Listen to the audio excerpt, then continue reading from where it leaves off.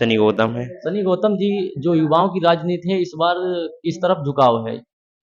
युवाओं की राजनीति ये होता है, युवा जो है हर समय कोई भी पार्टी आए, कोई सी की भी सरकार बने, युवाओं को बस सरकारी नौकरी, बेरोजगारी, अच्छी व्यवस्थाएं, अच्छी सड़कें, ये माहौल अच्छा रहे, बस युवाओं को यही जरूरत होता है। तो क्या लग रहा है ये वर्तमान सरकार कैसा काम कर रही है? वर्तमान समय में सरकार तो आपके सामने है, जो भी है आप लोग देख रहे हैं। मीडिया वालों की जो है यही होता है कि जो भी सरकार करती है दिखाए जनता को और देखें, क्योंकि आप लगातार देख रहे हैं, अभी यूपी पुलिस का पेपर हुआ था, उसको होने के बाद पेपर तो हुआ, उसके बाद वैकेंसी निकली और पेपर लीक हो गया। ये कैसा होता है? आज तक किसी की सरकार में ऐसा नहीं हुआ, मगर जब से भाजपा सरकार आई, आए दिन ये सारी समस्याएं होती हैं। और बात इस सवाल पे उठती है कि ऐसा क्यों है? जब बहन जी की सरकार थी तब आज तक कोई पेपर लीक नहीं हुआ था, और सवाल इस पे उठता है, कोई भी परीक्षा हो बिगैर पेपर लीक हुए इनका कोई बना ही नहीं है। और नौकरी भी बहुत कम निकालते हैं, लगातार अन्य अत्याचार होता है, उसके खिलाफ कोई कड़ी कार्रवाई नहीं होती है। बहुजन समाज के लोग, बहुजन समाज की माताएं बहनें के ऊपर अन्य नहीं, वो अत्याचार तो होता है। उनका तो उस कहना है जो यूपी में पहले से गुंडा राज था वो खत्म हो गया है। कहीं गुंडा राज खत्म नहीं हो गया। अभी आपने शायद देखा था रामपुर में एक वोट के लिए इतनी जानलेवा हमला हुई थी, एक पुलिस वाले ने अपनी पावर को समझकर उसने गोली छोड़ दी। इतना उसका हक थोड़ी ना होता है, उसके उसके पास ये अधिकार नहीं है कि हम इतनी गोली चला दें। मेन बात ये होता है, अगर तेरे बस का ना है भाई, तो अपने डीएम को बुला दे, एसपी को बुला दे, देखेंगे वो लोग, वो संभालेंगे अपनी इस बात को लेके, और देखेंगे क्या करना है आगे क्या नहीं करना है। मगर एक एक पुलिस वाले को अधिकार नहीं होता है, वो किस आर्टिकल के तहत किसी के ऊपर हमला करता है, जानलेवा हमला करता है, उसकी जान भी चली गई, एक अपनी जान से खेल रहा था, अभी तक उस पर कोई कार्रवाई नहीं हुई। इस बार प्रधानमंत्री कौन बनेगा 2024 में? प्रधानमंत्री लगातार आप देख रहे हैं कौन बनेगा, क्योंकि उधर बहन जी भी चुनाव लड़ रही हैं, आज समाजवादी पार्टी भी, और आजाद समाज पार्टी भी, और भारतीय जनता पार्टी और इंडिया गठबंधन, ये सारी पार्टियां चुनाव लड़ रही हैं। और देखते हैं, पहली बात तो ये है, भाजपा लगातार 400 पार की बात करती है, और बहन जी चुनाव में बहुत पहले से ही उनके पास अनुभव है, पूरी उम्र उनकी जो है राजनीतिक में ही चली गई है। कोशिश तो यही रहेगी, नौजवान युवा बहन जी को समर्थन करें और बहन जी की सरकार बनाए। तो ये बताइए, अभी तक कोई दलित प्रधानमंत्री नहीं बना है। अगर 2024 में प्रधानमंत्री बनेगा तो कैसा रहेगा? देखो ये सवाल उठता है, बहन जी को लोग कहते हैं, विपक्षी लोग कहते हैं कि बहन जी को हम प्रधानमंत्री बनाएंगे। ये खाली बातें होती हैं, कोई प्रधानमंत्री नहीं बनाता है। वो अपनी पार्टी के दम पर ही प्रधानमंत्री बन सकती हैं। लगातार बहन जी को, प्रकाश आनंद जी को और सक्रिय कार्यकर्ताओं को मेहनत करना चाहिए और जमीनी स्तर पर काम करना चाहिए, तभी जाके आज पार्टी उठ पाएगी। फिर से वही बहन जी ने, मानव काशीराम साहब ने एक समय में कहाँ से कहाँ साइकिल यात्रा की और आज 4-4 बार सरकार बनी। फिर वही नीचे लेवल पे सरकार पहुंच गई, क्योंकि उसमें एक से एक लोग पार्टी को खा गए। समाजवादी पार्टी जो है वो पीडीए की बात करती है, और बहुजन समाज पार्टी जो है वो भी हर समय ओबीसी, एससी सबको साधने का काम करती है और बोलती है मुस्लिम समाज हमारे साथ है, लेकिन समाजवादी पार्टी कह रही मेरे साथ है। तो क्या लग रहा है इस बार आपको? देखो मेन सवाल ये है, बहन जी तो वैसे भी वो बहुजन समाज की आवाज उठाती हैं, आज तक उठाती हैं और उठाती रही हैं। और मेन बात आती है समाजवादी पार्टी पर। समाजवादी पार्टी में इतने राष्ट्रीय लेवल के कार्यकर्ता होने के बावजूद भी अगर मुख्तार अंसारी को जेल में जहर दे दिया जाए, इससे बढ़ के सवाल क्या होता है? आजम खां के ऊपर इतने झूठे मुकदमे लगे हैं, तो इससे बढ़कर क्या बात हो सकती है? क्या सवाल उठता है? और ये मुस्लिम समाज के लोगों को सोचना की बहुत ज़रूरत की बात है कि अखिलेश यादव आप लोगों के साथ क्या कर रहे हैं? तो क्या लग रहा है किसके साथ मुस्लिम समाज इस बार होगा?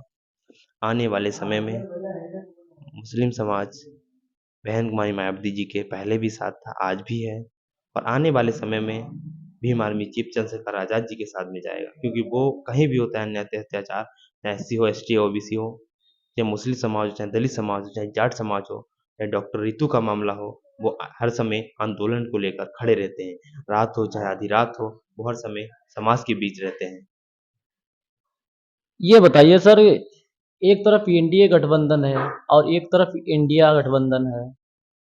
बसपा सुप्रीमो मायावती अकेले चुनाव लड़ रही हैं। कैसे सामना कर पाएंगी? कैसे प्रधानमंत्री बनेंगी?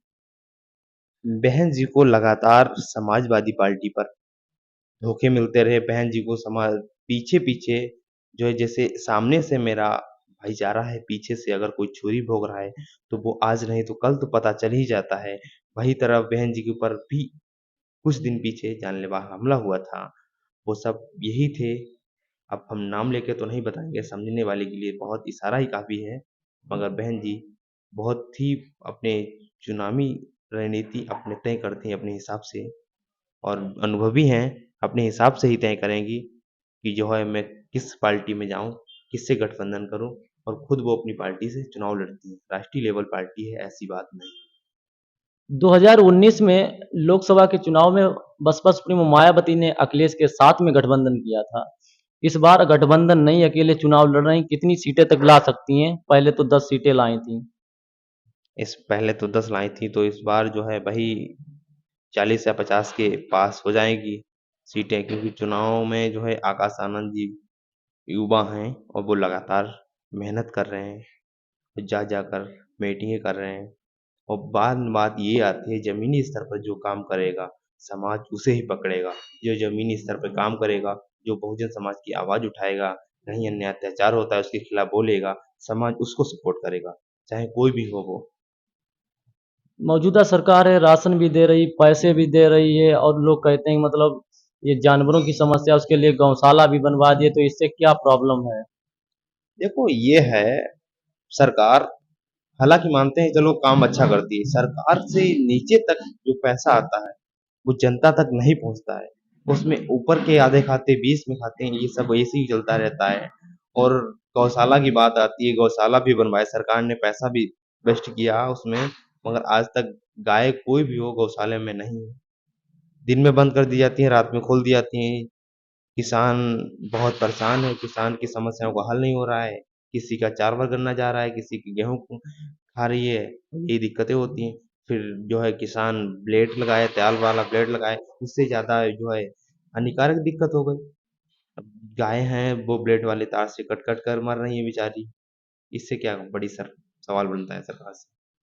महँगाई को लेकर क्या विचार हैं आपके अंदर? महँगाई को लेकर तो विचार ये है, महँगाई को आप तो देख ही रहे हैं, कितनी ऊँची की ओर जा रही है। अगर आप जो है कोई चीज़ 1 किलो आटा भी लेंगे, उस पे भी जीएसटी लगी बैठी है।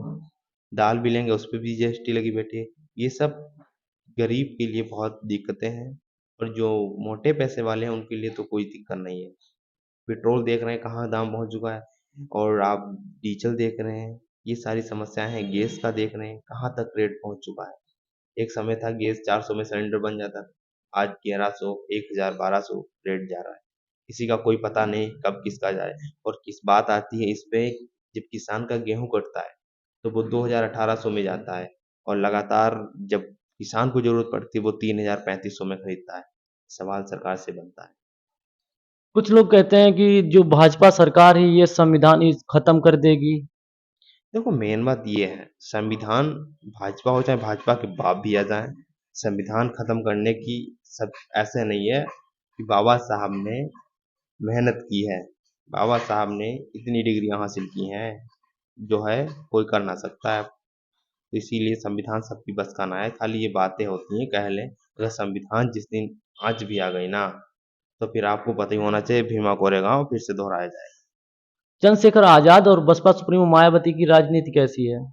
इनमें से एक का नाम बताइए जो अच्छी राजनीति करता हो। देखो, इस समय इस समय मौजूदा हालत में भीम आर्मी चीफ चंद्रशेखर आज़ाद जी लगातार अच्छा कार्य करते हैं।